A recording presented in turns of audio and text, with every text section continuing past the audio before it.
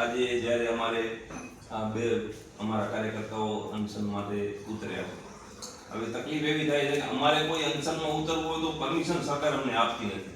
આજે આપ જાણો છો કે ઓવરલોડ વાહનોના કારણે થઈ અને લગભગ 12 મહિનામાં 4 થી 5 એવા ગુના બને છે કે કોઈ નિર્દોષ વ્યક્તિઓના જીવ જાય છે. કોઈ એવા વ્યક્તિઓ, કોઈ બાળા હોય, કોઈ પુરુષ હોય અને આખા ઘરની જવાબદારી પણ એના ઉપર હોય એવા વ્યક્તિઓના મૃત્યુ થાય છે.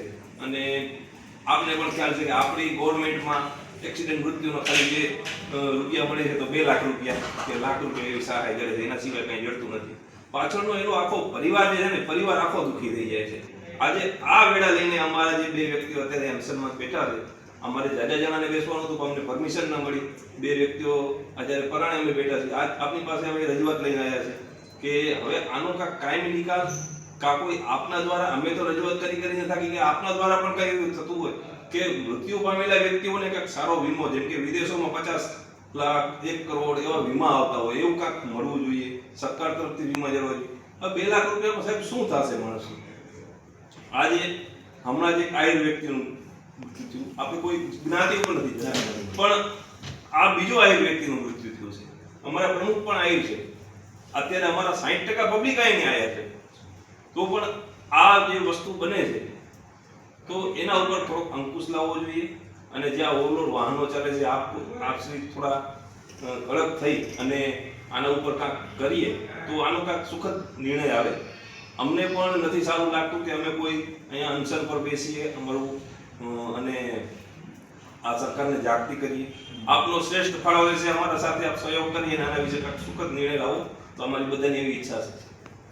અમે તમે રજૂઆત માટે જે હાલની તારીખમાં જે બાયપાસનું તમે કહો છો, પણ એ અત્યારે સરકારની એવી ડાયરેક્ટ બાયપાસ તો નીકળશે નહીં. પણ અમે જે તમારી આમાં અમને જે રજૂઆતો છે એ રજૂઆત કરતા હાલની તારીખમાં અમે જે પેલા જે ડિપાર્ટમેન્ટ ખરું ને GSRDC, એ લોકોને અત્યારે સવારમાં અમે બોલાયા. એ લોકોને અમે કીધું કે ભાઈ તમે જે રસ્તો અત્યારે બીજી વ્યવસ્થા ન થાય તો અત્યારે એમાં સ્પીડ બ્રેકર મૂકો. એ લોકો આજે સંમતિ બતાવી અને એમને કીધું કે જે તમે કહો અથવા તો અમે અમારી રીતે અને જે ગાડીની કેવી રીતે અવરોધ થાય અને ગાડી કેવી રીતે સ્પીડમાંથી ઓછી થાય એના માટે એ લોકો સ્પીડ બ્રેકર મૂકવા માટે સંમતિ બતાવેલી છે સવારમાં. અને એના સિવાય અમે PI સાહેબને પણ અહીંથી તમે રજૂઆત પ્રમાણે એક લેટર લખશું. એ લેટર પ્રમાણે કાયમી 2 પોલીસ ત્યાં ચોકડી ઉપર રહેશે એવું અમે PI શ્રીને લખવાના છે. ઓવરલોડિંગની વાત છે તો ઓવરલોડિંગમાં અમે તમારી જે રજૂઆત છે તાત્કાલિક અમે RTOને લખી દેવાનું કે કોઈ પણ વાહન ઓવરલોડિંગ હોય તો એની અમે જરૂરી કાર્યવાહી કરવા માટે RTO શ્રીને અમે તાત્કાલિક લખી અને એનો પણ રિઝલ્ટ તમને અમે આપશું. સાહેબ, અત્યારે મીઠાની સિઝનની શરૂઆત થઈ છે અને એક વ્યક્તિનું મૃત્યુ થઈ ગયું છે. હજી 4 થી 6 મહિના મીઠું અહીંયા કને અને ડમ્પર યમદૂત બનીને નીકળવાના. જો આ વિષય ઉપર જો તંત્ર ધ્યાન નહીં આપે તો હવે જો કોઈ આવી ઘટના થશે તો ભચાઉ તાલુકા કોંગ્રેસ અને કચ્છ જિલ્લા કોંગ્રેસ, અને જરૂર પડશે તો ભલે અમારે ઉપરથી પણ કોંગ્રેસને બોલાવવી પડે, પણ આ અમે મોટું આંદોલન કરી અને રોડનું ચક્કાજામ કરીશું. એ આપણે અત્યારે અમે કરી રહ્યા છીએ. જે આજની તારીખમાં ટ્રાફિકની ઓવરલોડિંગની એની અમે 100% તમારે RTO અને પોલીસ અને સ્પીડ બ્રેકર જે આ GSRDC છે એ ત્રણની અમે 1લી તારીખના રોજ મિટિંગ સંકલનમાં આ બધા લેવાના છે. એના અંગે શું કરવાનું છે તે અમને 1લી તારીખે તો અમે આ પ્રમાણેની જે વ્યવસ્થા કરવાના છે. પણ હાલની તારીખમાં પણ અમે GSRDCને બોલાવીને એના માટે સ્પીડ બ્રેકર માટે આજે સાંજ સુધી સવારમાં ત્યાં કરી દેશે સ્પીડ બ્રેકર.